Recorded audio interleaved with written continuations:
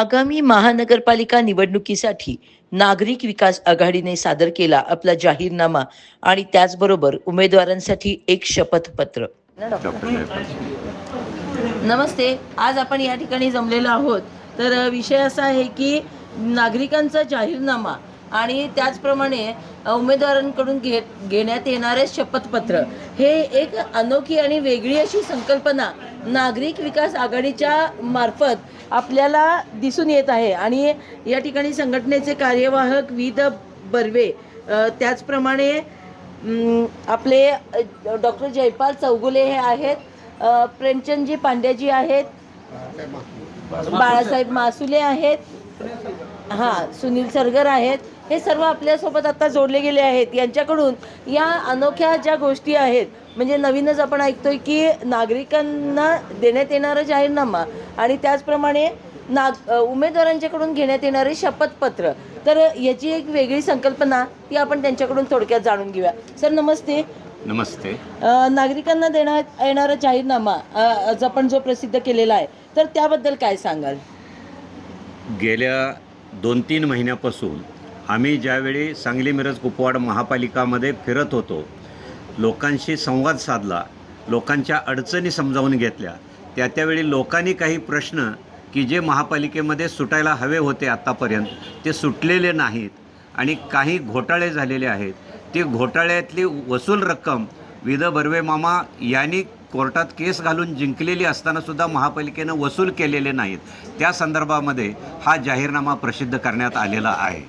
या जाहीरनाम्यामध्ये नागरिकांच्या प्रश्नावरती सांगोपांग चर्चा करून आम्ही तो जाहीरनामा प्रसिद्ध करतो आहे की आमचे जे उमेदवार नागरी विकास आघाडीमार्फत लढवत आहेत आणि ते लढवणारे उमेदवार तो जाहीरनामा घेऊनच ही निवडणूक लढवत आहेत आणि त्यांनी तो शेवटपर्यंत आपल्या 5 वर्षाच्या कालावधीमध्ये कुठंही पक्षबदल न करता, विचारबदल न करता जनतेचे प्रश्न घेऊनच महापालिकेमध्ये लढायचं आहे आणि तो शपथपत्र त्यांना बंधनकारक राहणार आहे.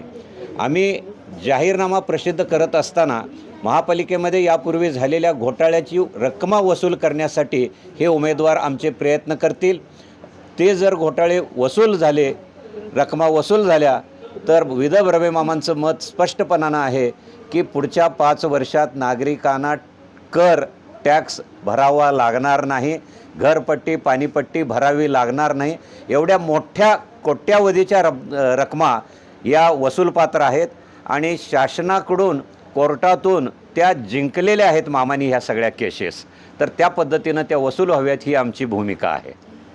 या ठिकाणी नागरिक विकास आघाडीतर्फे आपल्याकडे जे उमेदवार आलेले आहेत त्यांची संख्या किती आहे आणि नंतर आपण कोणत्या पक्षाला पाठिंबा देणारे हे उमेदवार घेऊन?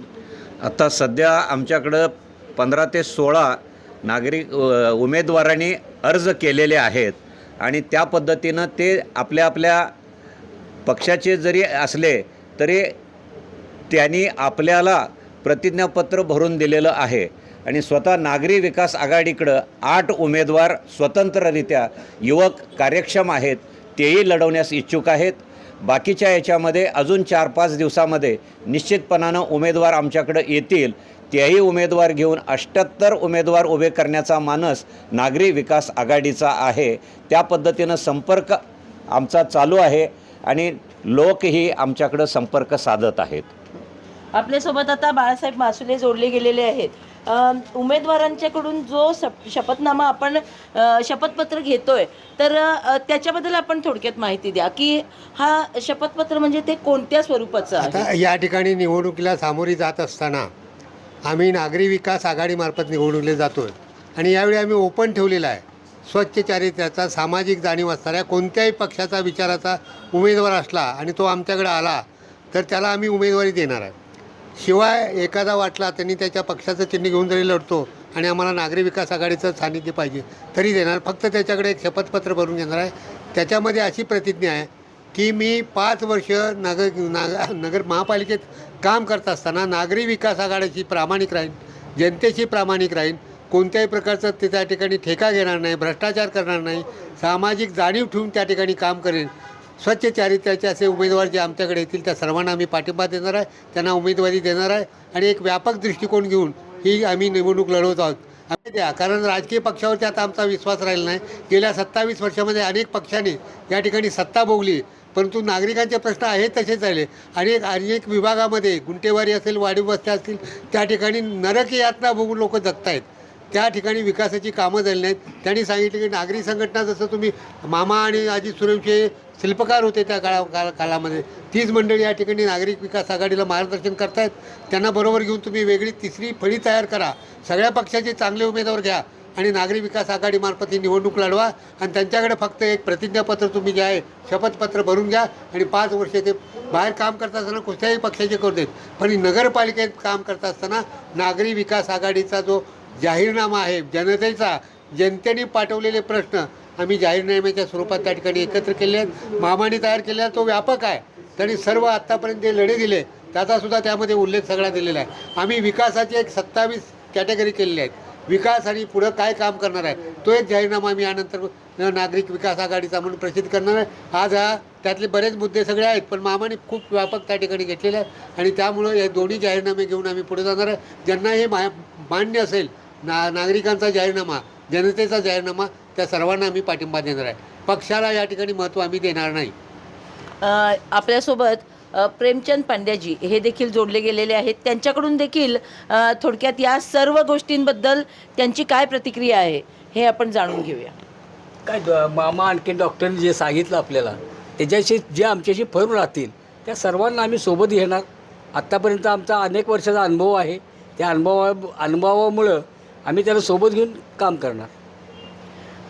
तर ही नेते मंडळी म्हणजे नागरिक विकास आघाडीचे नेते आहेत आणि त्यांनी दिग्गज स्वर्गीय संभाजीअप्पा पवार यासारख्या दिग्गज नेत्यांना निवडून देण्याची ताकद त्यांच्यामध्ये आहे. आणि आत्ता देखील या भ्रष्ट म्हणजे कार्यकारभाराला कंटाळून या ठिकाणी त्यांनी आपली परत नागरिक विकास आघाडी ही कार्यरत ठेवलेली आहे. त्याच्या माध्यमातून ते 78च्या 78 उमेदवार देऊन निवडणूक लढवायला तयार आहेत. असं त्यांनी आता नागरिकांना देखील एक आवाहन केलं की स्वच्छ भ्रष्ट नसलेला उमेदवार जो कोणी निवडणूक लढवू इच्छितो तर त्यांनी याकडे यावं आणि संपर्क साधावा. आमच्या न्यूज चॅनलच्या माध्यमातून त्यांच्या या वाटचालीस खूप खूप शुभेच्छा. धन्यवाद.